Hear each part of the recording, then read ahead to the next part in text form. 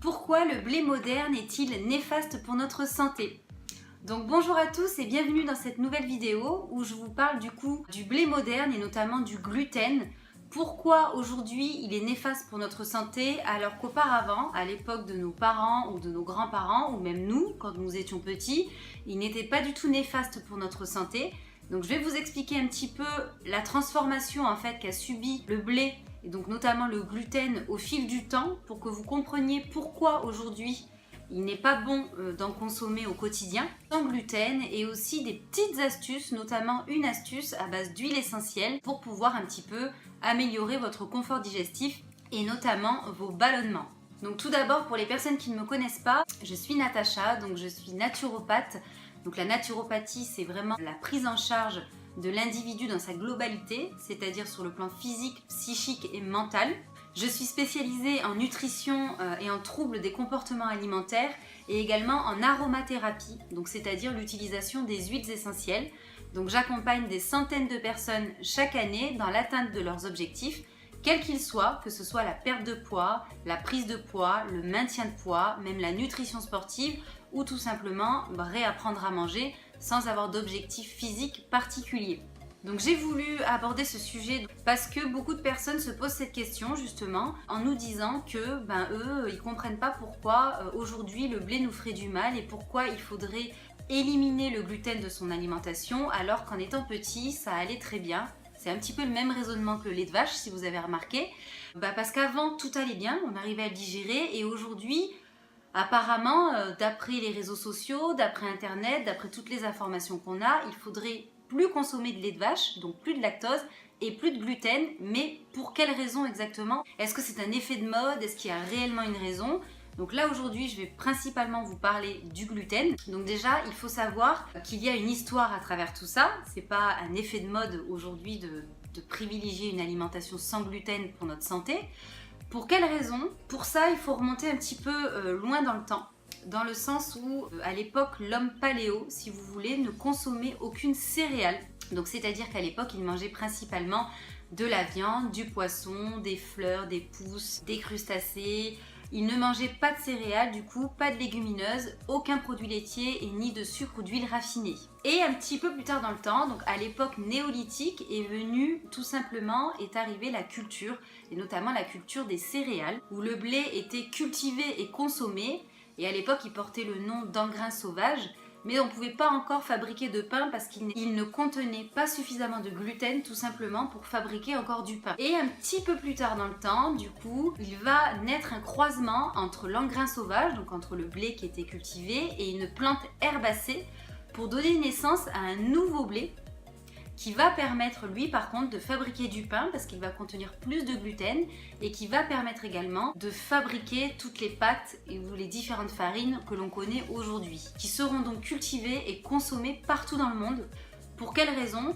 Tout simplement parce que la population à l'époque croît plus vite en fait que la nourriture disponible. Donc pour pouvoir sauver un petit peu le monde et sauver toutes ces personnes et donc enrayer la famine, ce qui s'est passé, c'est qu'il a fallu trouver une solution d'urgence. Donc ça a été celle-là notamment qui a été trouvée par l'homme, c'est-à-dire de créer des nouvelles variétés de blé qui vont pouvoir permettre d'avoir un rendement 3 fois supérieur à celui du blé original, qui va permettre justement de nourrir tout le monde et toute la population. Et donc à partir de ce moment-là, ces variétés de blé ont permis de créer du pain, des pâtes, etc. seront consommées et cultivées partout dans le monde. Mais il faut bien comprendre que ce sont du coup des mutants, que ce sont des blés qui ont été transformés et modifiés. Donc il faut bien comprendre qu'introduire en fait un nouveau gène dans un organisme, ça a des conséquences. Seulement à cette époque, ils n'ont pas du tout pensé à ça. Eux, ils pensaient que ce serait tout simplement sain pour l'homme, et ils pensaient surtout à sauver beaucoup de personnes. Donc ça partait d'un bon sentiment. Sauf que malheureusement, au fil des années qui sont passées, ils se sont rendus compte avec les études, avec les recherches et avec l'arrivée d'Internet, bien sûr que c'était complètement néfaste pour l'homme et que c'était du coup à l'origine de nombreuses allergies, de nombreuses pathologies, intolérances alimentaires et de nombreuses maladies. Donc si vous voulez en savoir plus justement sur toutes les maladies qui sont liées au gluten, notamment de nombreuses maladies auto-immunes qu'on connaît aujourd'hui, je vous conseille de lire ce livre donc, qui est de Julien Vénesson, Le gluten, donc comment le blé moderne nous intoxique, où il explique absolument tout. Et d'ailleurs, la vidéo que je vous fais aujourd'hui est un gros résumé de ce bouquin. Mais si vous voulez vraiment connaître l'histoire dans le détail, connaître toutes les maladies, etc. et il donne même des conseils à la fin pour avoir une alimentation aujourd'hui sans gluten, je vous conseille vivement de lire ce bouquin parce qu'il est super. Donc vous aurez compris pourquoi on l'appelle le blé moderne, de par toute son histoire et toute sa transformation, est complètement néfaste pour nous, pour notre système digestif et notamment pour notre intestin qui est un organe très fragile qui nous protège, vous savez, de toutes les bactéries extérieures. Du coup, la consommation de gluten vient vraiment perturber notre flore intestinale. C'est un petit peu comme la prise d'antibiotiques. Quand vous prenez des antibiotiques, ça vient détériorer petit à petit votre flore intestinale, c'est-à-dire que ça vient progressivement tuer vos bonnes bactéries qui sont dans vos intestins et qui vous protègent de tous les dangers extérieurs. Le gluten, c'est un petit peu le même effet en fait en gros que les antibiotiques. Du coup, au fil du temps, à force de consommer du gluten, tout simplement notre intestin devient un petit peu comme une passoire, dans le sens où les bonnes bactéries ne sont plus là, où elles ne font plus leur travail, et du coup, de mauvaises bactéries passent tout simplement dans notre sang et c'est là que vient se développer des intolérances, des allergies et des maladies. Donc le meilleur conseil que je peux vous donner vraiment, si vous avez la possibilité d'éviter le gluten qui est à l'origine de maladies, etc., mais aussi de migraines par exemple, donc il y a des personnes qui ont de très grosses migraines mais qui ne savent tout simplement pas que c'est lié au gluten qu'ils consomment quotidiennement. Donc si vous êtes souvent ballonné, si vous avez souvent des problèmes digestifs, si vous avez souvent des migraines ou si vous avez développé par exemple des maladies auto-immunes, je vous conseille vivement de lire le bouquin et je vous invite à faire des petits tests au niveau de votre alimentation, c'est-à-dire par exemple pendant à peu près 15 jours, 3 semaines, de supprimer complètement le gluten et de voir un petit peu quelles sont vos réactions. Comment vous digérez, comment vous réagissez, etc. Votre transit, observez. Vous aurez compris que c'est avant tout l'état de notre flore intestinale qui est responsable de notre état de santé. Donc si vous avez une flore intestinale qui est trop endommagée, forcément votre état de santé va en découler puisque c'est notre intestin qui est à l'origine d'un bon système immunitaire.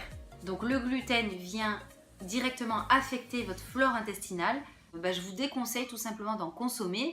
Alors attention, on est bien d'accord, c'est sûr qu'en cas d'écart alimentaire, vous allez forcément consommer du gluten. Si vous faites une pizza, etc., donc il ne faut pas non plus tomber dans les extrêmes. De temps en temps, il faut se faire plaisir, ça c'est clair. Mais au quotidien, je pense que dans votre routine alimentaire quotidienne, c'est vraiment un aliment qu'il faut éviter, qu'il faut bannir, tout comme le lait de vache, qui a les mêmes conséquences que le gluten sur notre flore intestinale. Ça a été prouvé aujourd'hui par des tas de recherches et des tas d'études. Et d'ailleurs, le bouquin dont je vous parle est fondé par de nombreuses recherches et de nombreuses études qui sont citées à la fin du livre. Donc pour avoir un meilleur confort digestif, pour éviter tout ce qui est ballonnement et avoir vraiment un meilleur transit, vous se sentir tout simplement mieux dans votre corps, je vous conseille d'éviter du coup le gluten dans votre alimentation quotidienne. Je vous conseille également d'éviter évidemment la consommation de lait de vache, donc de lactose. Et je vous conseille aussi de privilégier les fruits et légumes de l'agriculture biologique puisqu'ils sont sans pesticides. Donc ça aussi c'est très important pour toute notre flore intestinale. Évidemment, comme je vous le précise, sauf hors écart alimentaire puisqu'il faut aussi se faire plaisir. Mais ces écarts sont tellement ponctuels que ça vous fera pas de mal sur du long terme si vous voulez.